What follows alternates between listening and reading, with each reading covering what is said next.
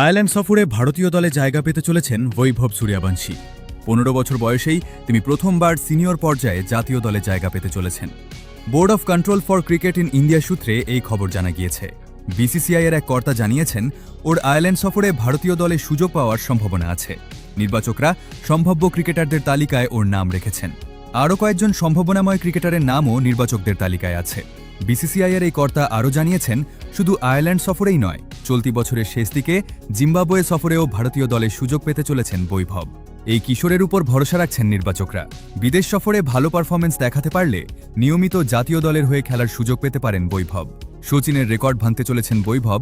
ভারতের সিনিয়র পুরুষ ক্রিকেট দলের হয়ে সবচেয়ে কম বয়সে অভিষেকের রেকর্ড শচীন তেন্ডুলকরের দখলে। ১৯৮৯ সালে পাকিস্তান সফরে ১৬ বছর ২০৫ দিন বয়সে আন্তর্জাতিক ক্রিকেটে অভিষেক হয় শচীনের। ভারতের সিনিয়র মহিলা ক্রিকেট দলের হয়ে সবচেয়ে কম বয়সে অভিষেক হয়েছে শাফালি বর্মার। তিনি ১৫ বছর ৭ মাস ২৭ দিন বয়সে প্রথমবার সিনিয়র জাতীয় দলের হয়ে খেলেন। এবার শচীনের রেকর্ড ভেঙে দিতে চলেছেন বৈভব। বৈভবের জাতীয় দলে সুযোগ পাওয়ার ইঙ্গিত আইপিএল চেয়ারম্যান অরুণ ধুমাল এক্স হ্যান্ডলে লিখেছেন।